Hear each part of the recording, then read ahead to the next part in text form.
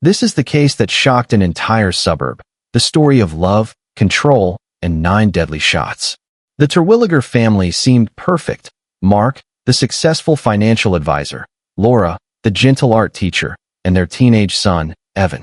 But behind the doors of their beautiful Maplewood Heights home, something dark was unfolding. What looked like love was really control, and what began as a marriage ended in murder. Tonight, we uncover the secrets that turned a picture-perfect family into the center of a chilling true crime mystery. Was it self-defense, or a carefully planned act of revenge? Stay with me as we break down the Terwilliger family case. Love, control, and 9 shots in a quiet suburb. Before we begin, if you love deep dives into mysterious true crime stories, make sure to subscribe and turn on the notification bell so you never miss an episode. Your support helps keep stories like this alive on the channel. So grab your headphones, stay active, and let's step inside the home where love turned deadly. Maplewood Heights was the kind of neighborhood people dreamed of living in. Calm, tree-lined streets, white picket fences, and friendly faces that waved from porches on warm summer evenings. It was a place where everyone knew each other's names, where the biggest excitement was the annual block party or a new family moving in. To the residents, it was safe, stable, and ordinary. That illusion of perfection was what made what happened inside one of those tidy pastel houses so disturbing. The Terwilliger family had always stood out as the picture of suburban success. Mark Terwilliger was a respected financial advisor, the kind of man who wore crisp shirts and drove a polished silver sedan. He donated to local charities, coached Little League, and always greeted his neighbors with a firm handshake. His wife, Laura, was equally admired. She was an art teacher at the nearby middle school, known for her patience and creativity. Her paintings of sunflowers and lakes hung in the local cafe, symbols of her quiet charm. Together, with their teenage son Evan, they seemed to embody the dream, love, success, and stability. But perfection can be a disguise. Inside their beige 2-story home, the atmosphere was different. The blinds stayed closed even on sunny afternoons. Neighbors sometimes heard raised voices late at night, muffled arguments, a crash of glass, and then silence. When asked, Laura would smile too quickly and say everything was fine. The next morning, Mark would wave from the driveway as if nothing had happened. People in Maplewood Heights prided themselves on minding their own business. But sometimes, pretending not to notice is easier than facing the truth, that behind even the most beautiful homes, darkness can quietly grow, waiting for the moment it can no longer be hidden. As the months went by, subtle but unmistakable changes began to show in Laura Terwilliger's life.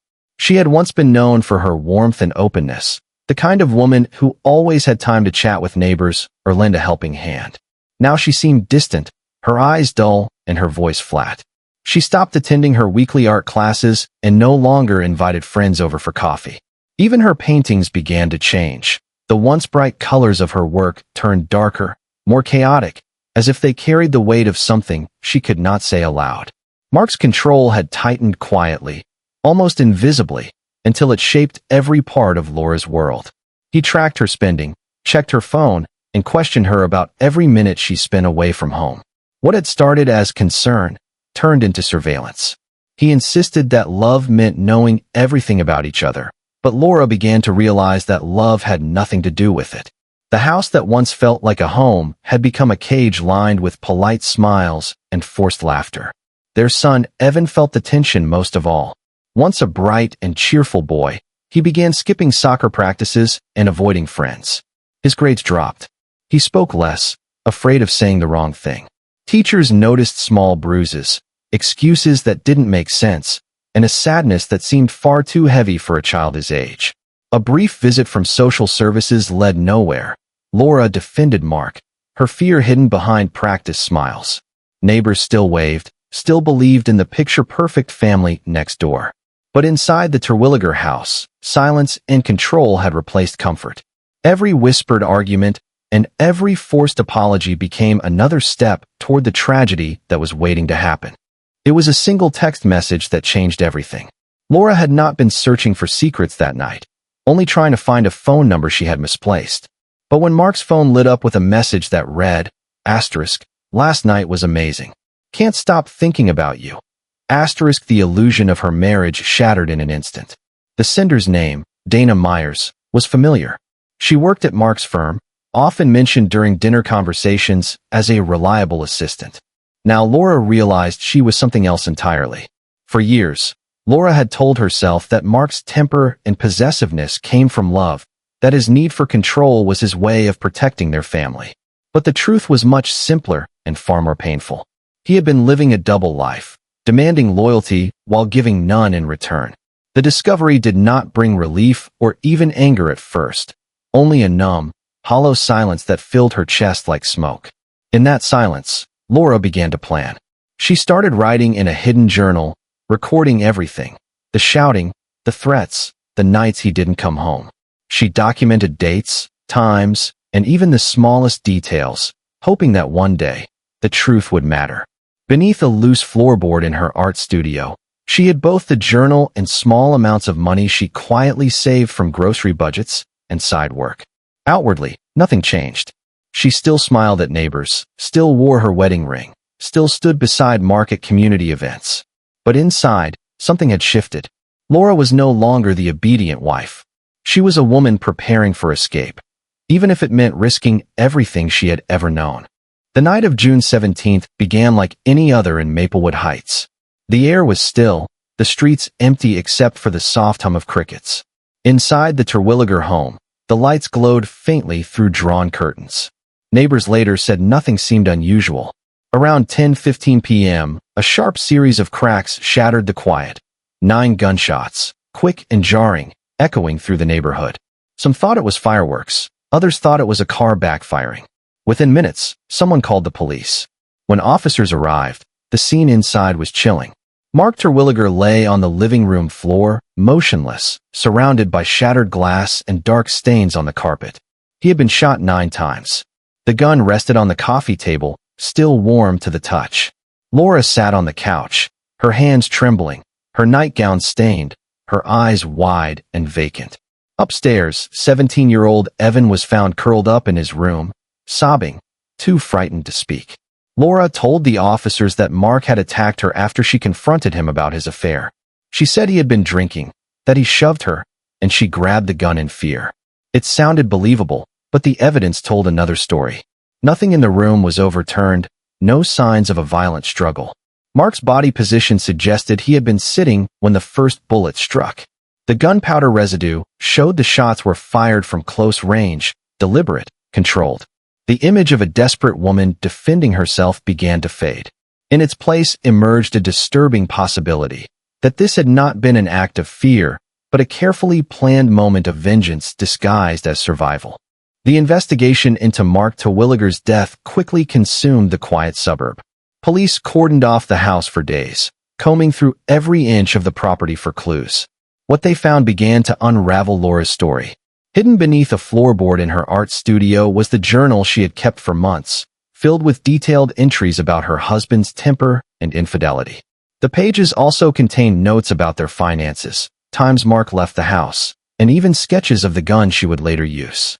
Investigators also discovered a small bank account in Laura's name, one she had opened secretly and had been quietly funding for months. Detectives traced calls on Laura's phone and found multiple messages to a private investigator, confirming she had hired someone to follow Mark and his mistress. The PI's reports, filled with photos and timestamps, showed that Laura had known about the affair weeks before the shooting. She had confronted no one, made no attempt to leave, at least not openly. When prosecutors pieced together the timeline, it painted a troubling picture. Laura had been gathering evidence, perhaps waiting for the right moment. Mark's colleague, Dana Myers, came forward to admit that Mark had planned to leave Laura for good and file for full custody of Evan. This revelation gave prosecutors a motive rooted in desperation and fear of losing control. Public opinion split sharply. Some saw Laura as a victim pushed past breaking point. Others saw cold calculation behind her soft voice and trembling hands. As the case moved toward trial, one question hung in the air. Had Laura been fighting for her freedom, or had she decided long ago that Mark would never get the chance to leave her alive? The courtroom was packed on the day of the verdict. Reporters filled the benches, cameras waited outside, and neighbors who once waved to Laura from their porches now sat in silence, staring at the woman accused of murder. Over 6 long weeks, the trial revealed the Terwilliger family's hidden world, years of emotional abuse, financial control, and fear. The defense painted Laura as a battered wife who snapped under unbearable pressure. The prosecution argued that the evidence told a different story: deliberate planning, calm execution, and a motive fueled by rage and possession. The jury deliberated for 2 days before returning their decision. Laura Terwilliger was found guilty of second-degree murder and sentenced to 25 years in prison. She showed no visible reaction as the verdict was read, only lowering her head as the room erupted in whispers. For many, justice had been served. For others, it felt incomplete. Too many unanswered questions, too many missing pieces in a story that still didn't fit neatly together. 6 months later, everything changed. A plain envelope arrived at the local police station with no return address. Inside was a single flash drive containing security footage taken from a hidden camera inside the Terwilliger home. The video showed Mark raging, shouting threats, and waving a gun at Laura and Evan.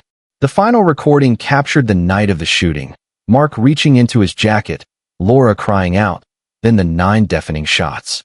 The footage overturned the case. Laura was released after serving 2 years, her conviction erased. Yet the truth brought no peace. The house stood empty, the Terwilliger name whispered with unease, a reminder that even love, when poisoned by control, can end in tragedy.